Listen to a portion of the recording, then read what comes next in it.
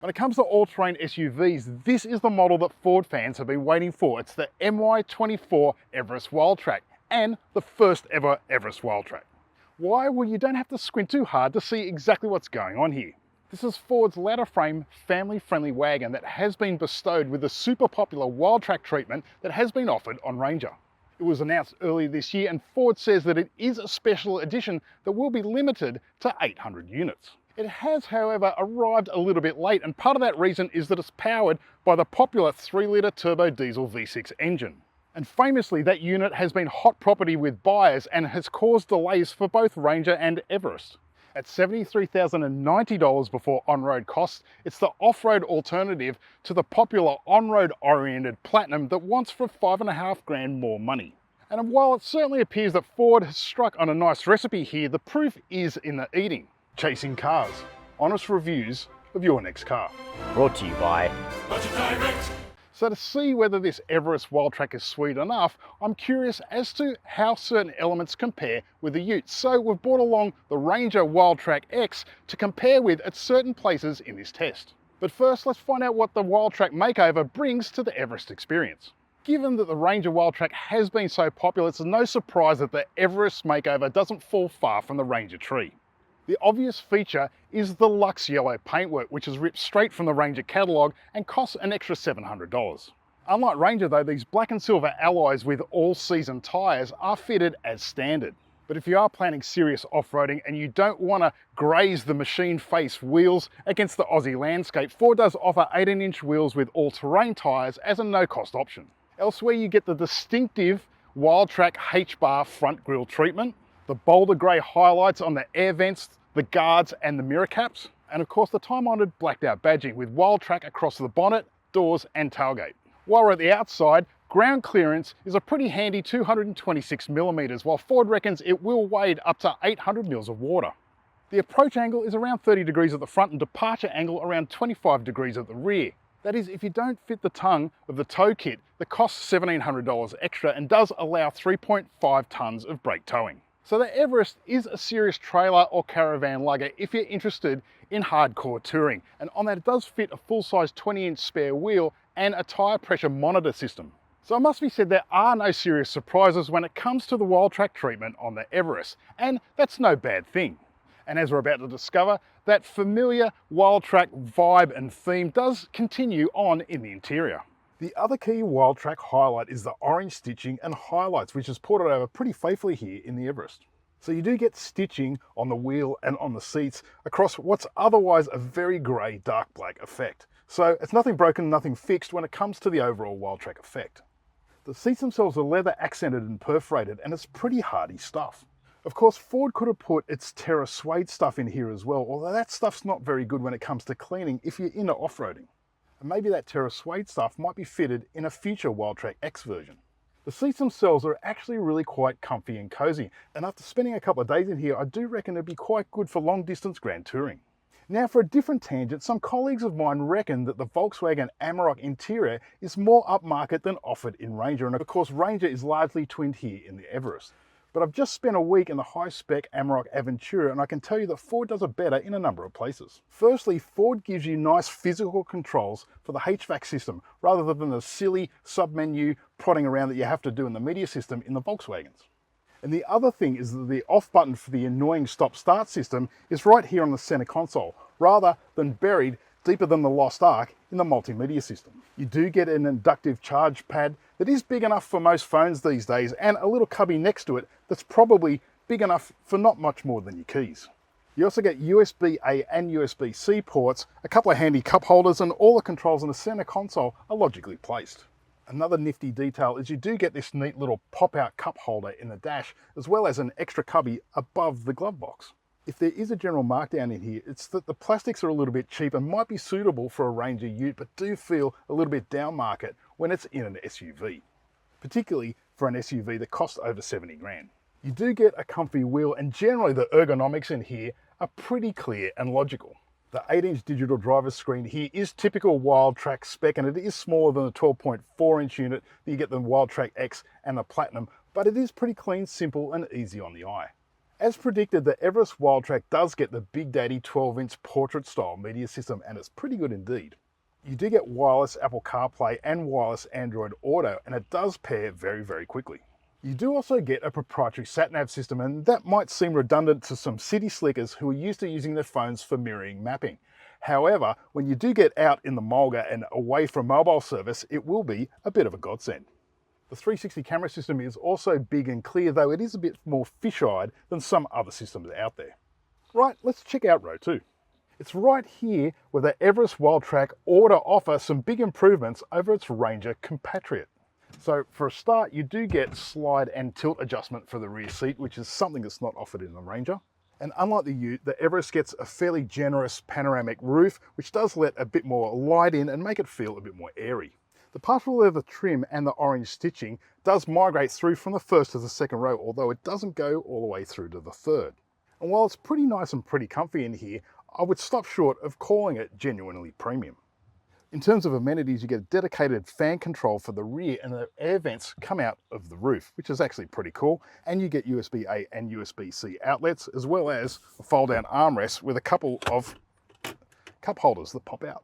So before we climb into row 3, let's check out the back of the Ranger to see how it compares. In the back of the Ranger, room in here, at least by dual cab measures, isn't too bad.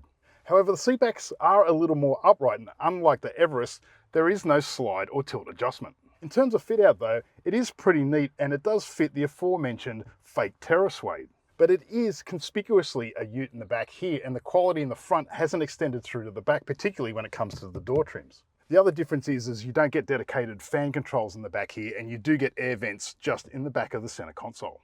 You do get the fold-down armrest with a couple of cup holders, but it's pretty clear in here that it's not quite as high rent as the Everest experience, despite the fact this being Wildtrak X trim.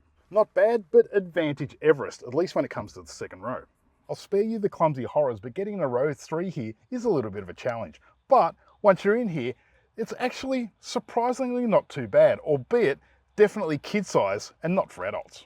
Now, someone like me who's 180 centimeters tall could probably sit in here for fairly short trips and not be too miserable. And you do get roof air vents, cup holders, and a 12-volt outlet, which is pretty handy. So just in terms of accommodation flexibility, it's got it all over a Ranger, and that extends to the flexibility of the boot space. Of course, one big advantage of the Everest over the Ranger is the flexibility to balance up passenger and luggage space. With all 7 seats in play, you get 259 litres of luggage space, which is pretty good for the grocery run or a bunch of school bags. But drop row 2 and the Everest liberates 898 litres of lockable, secure, weatherproof space. Converted as a 2-seater, you get over 1800 litres of space. But while you do get all that protection from the elements, the payload is only 662 kilograms, which is down on the 1-ton capabilities of the Ranger. Of course, some of that is down to suspension, which brings us neatly to how these vehicles drive. So let's take them for a spin. So we've looked at the differences between the Everest and the Ranger on the inside and some of the packaging, but how about on-road?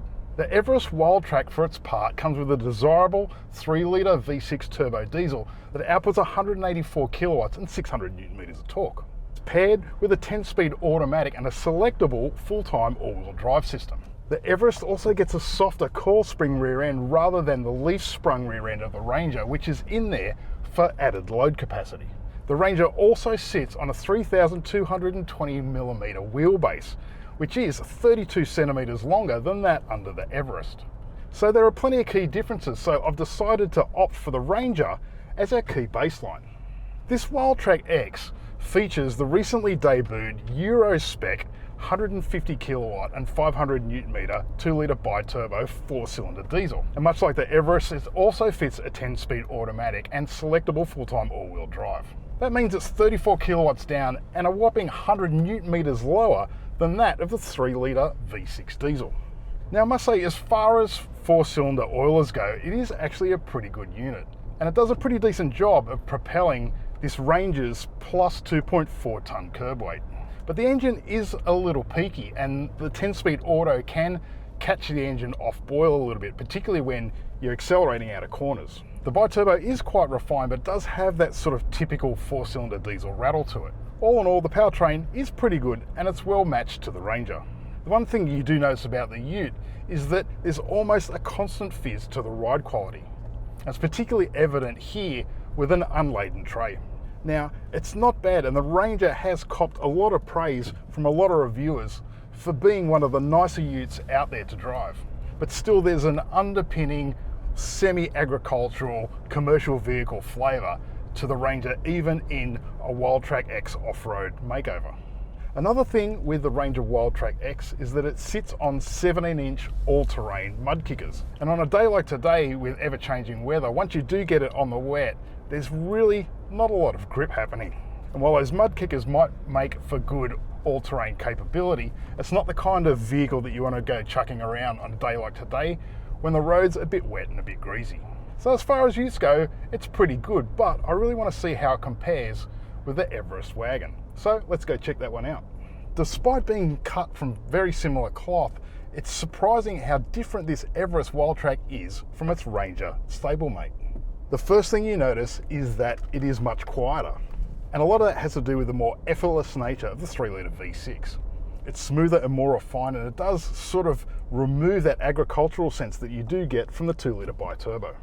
And drivability wise, it's just smoother and cleaner. In fact, compared to the Ranger, the Everest Wildtrak feels like a semi-premium on-road experience. It does fit probably the same 10-speed auto and the same all-wheel drive system, although when paired with this engine, there really is just less nipping and shunting. Suspension-wise, the coil spring rear end really does make a big difference, and in general suspension tune, this does feel quite a bit smoother and rounder. And that's despite the fact that the Everest Wildtrak fits 20-inch wheels with all-weather rather than all-terrain tyres.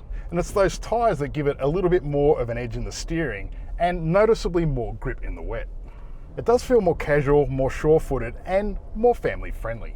Now, you'll probably find all of those Everest hallmarks if you compare those with Rangers of the same trim grade. But it must be said that I really will like what Ford has done here with the Wildtrak makeover. There's a certain synergy to this package, particularly on the 20-inch wheels, although the jury is out on how the Everest Wildtrak might go on the optional mud-kicking 18-inch tyres. And we're hoping to test that one shortly. All in all, this is not only just a fine Everest variant, but it's a pretty accomplished all-terrain SUV, full stop. And for me, for on-road drivability, this one sits somewhere near the top. Fuel economy, well, on a highway, I've seen lows of around 7 and highs of almost double figures here for the 3-litre V6, and surprisingly, it's not that much different for the 2-litre in the Ute.